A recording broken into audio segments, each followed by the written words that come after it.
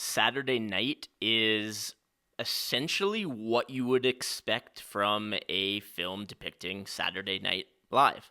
And I don't mean that as holding too much weight in either direction. It's not inherently a good or a bad thing, but this film is essentially a microcosm of the Saturday Night Live experience. It comes, of course, from director Jason Reitman, the son of Ivan Reitman, who worked with many SNL alum, most notably Dan Aykroyd, on a number of projects like Ghostbusters. Given his connection to his father and his father's connection to Saturday Night Live and so many of the cast and crew, it makes sense that he would want to make this film. It is, as I mentioned, essentially a microcosm of SNL. There are laughs throughout, but not too many true belly laughs, a lot of chuckles. It is cluttered and disorganized at times, but seems to come together in the end. There's a very large ensemble cast, which makes it difficult for one or two individuals to really stand out and have all of their moments. And, the music is really, really good. Jon Batiste is absolutely killing it lately. The premise of Saturday Night is showcasing the behind the scenes before the first ever episode of the show. It highlights pretty much everything that can and has gone wrong. It is worth noting the level of research that Reitman put into this project. He interviewed essentially every single person that he could find that had involvement with that first episode, not just the original cast, but everyone who was on set, from the PA to a second camera operator. He tried to get everyone's perspective on what exactly went down behind the scenes.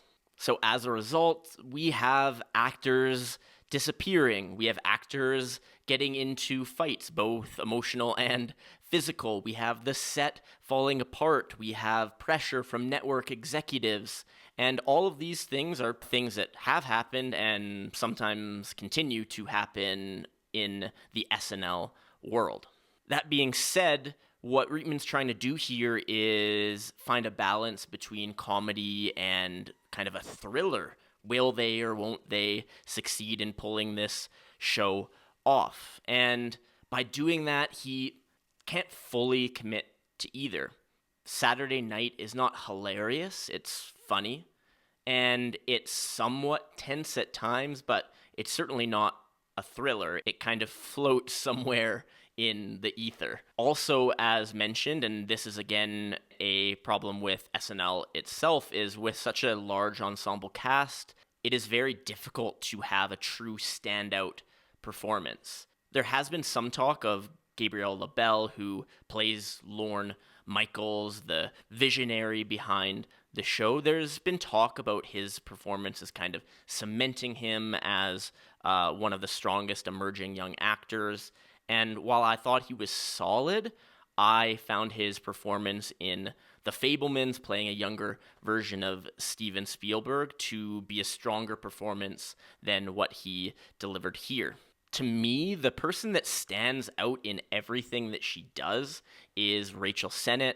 She plays Rosie Shuster, who was Lorne Michaels' partner. I mean, technically wife, although they were not always a romantic partnership, but I found that she was the person that would be stealing scenes when she entered them, and she's been great both in front of and behind the camera in everything that she's done, including things like Bodies, Bodies, Bodies, and Bottoms, for example, and she's working on a few different projects right now as an actor, but also as a writer and director, and I'm super excited to see her growth, and I feel pretty strongly about this, that she is going to be one of the voices that we associate with the next 10 years or so.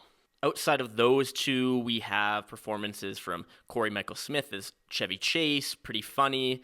Matt Wood as John Belushi, also strong, and Ella Hunt as Gilda Radner, among many, many others that I don't have the time to list. One other that I will mention is, because you have to, Willem Dafoe as an NBC executive, and he does classic Willem Dafoe work here. Some tremendous close-ups of his Willem Dafoe expressions, and he does also steal a couple of scenes. The overall cinematography certainly needs some respect. It requires a tremendous amount of planning and blocking in order to execute the movement of the actors, with the set design, with the camera itself.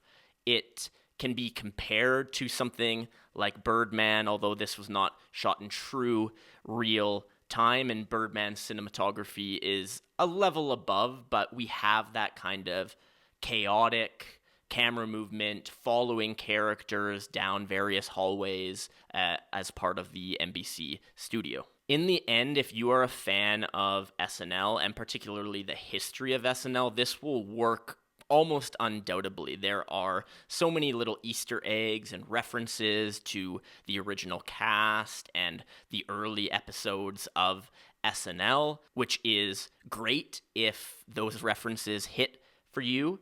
If you're not, then this film will probably fall solidly into the good, not great territory. There's some laughs, there's some drama, there's some strong performances, there's some great music from Jon Batiste, but there's nothing exceptional at the end of the day. Currently, this one is scheduled for an October 11th release, so I would still say that it's worth checking out. If you watch this one, thank you. Appreciate it. Like, comment, subscribe, all those things are very nice to me, and I like when you do them. Watch the next video when it comes out. Thanks again. Have a good one. Cheers.